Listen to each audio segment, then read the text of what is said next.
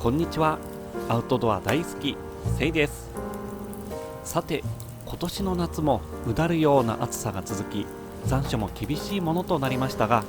それを過ぎると一転してかなり肌寒い日が多くなりましたね。夜もなかなかの冷え込みで、慌てて冬用の布団を出したほどなんですが、その分この季節は虫も出ないし、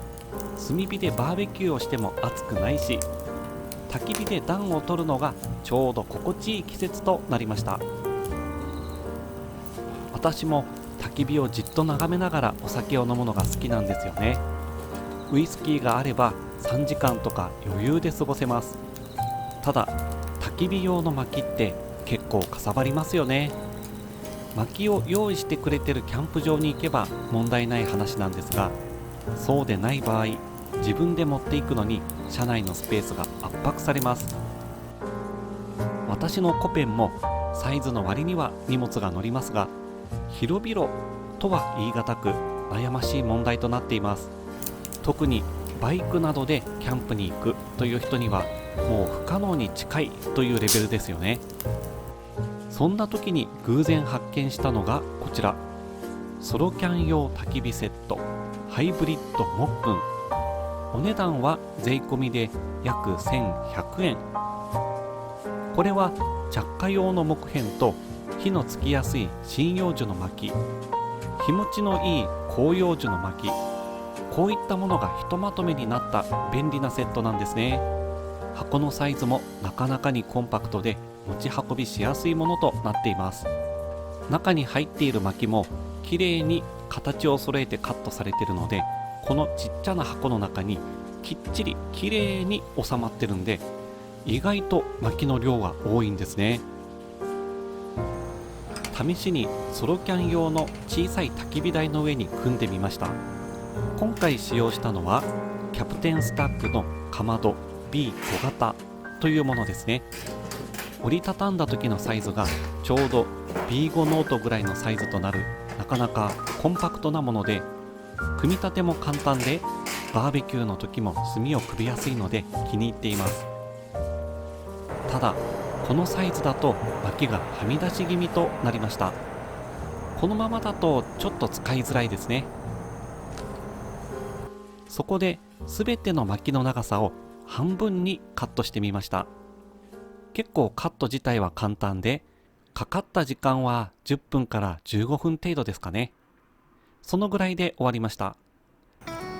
そしてこの状態なら薪がはみ出さないので、直火禁止のキャンプ場でも下に灰が落ちる心配がなく、安心して焚き火が楽しめますね。薪の組み方は木片をキャンプファイヤーのような感じで組み上げて、その上に針葉樹の薪を斜めに立てかけるようにして組んでみました。ただですね、説明ではライターなどで木片に着火できると書かれていたんですが、なかなかちょっと火がつかなかったですね。一瞬火がついてもまたライターの火を離すとすぐに消えてしまうという感じで、ちょっと着火が難しかったですね。ガストーチなどを使って力技で強引に薪に火をつけちゃうという手もありますが、それだとちょっと風情がないですよね。なので私は木毛という緩衝材を用意しました。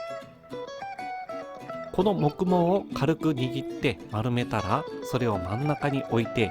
その周りに立てかけるようにして木片や針葉樹の薪を配置していきました。では改めて点火です。さすが木毛、あっさりと火がつきましたね。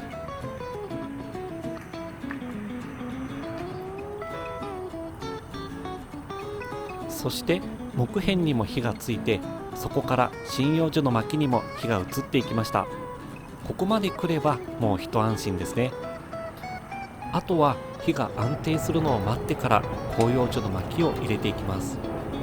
あとはお酒を飲みながらゆらゆらと揺らめく炎を眺めるだけです。いやー、この時も本当に癒されました。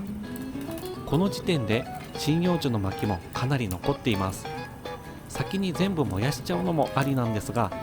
私の場合はうっかり火が小さくなった時のリカバリー用に残したくて、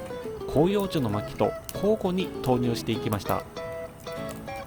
またこの焚き火の持続時間、これは小さく火を保って少しずつ薪を投入していくという使い方で、だいたい1時間半程度と、個人的にはちょっと物足りないなという長さでした。なのでもっと長く楽しみたい場合は、キャンプ場に落ちてる枝を少し拾い集めておいた方が良さそうですね。だったら最初から持っていく必要ないじゃんというツッコミもありそうですが、キャンプ場に落ちてる枝って湿気てることもあるので、最初確実に火を起こせるという意味でも、この焚き火セットはかなり役に立ってくれそうですね。さて、このソロキャン用焚き火セットもっくんの紹介は以上で終わりとなりますが、せっかくですので改めて点火のところからこの焚き火の様子、皆さんにも楽しんでいただきたいと思います。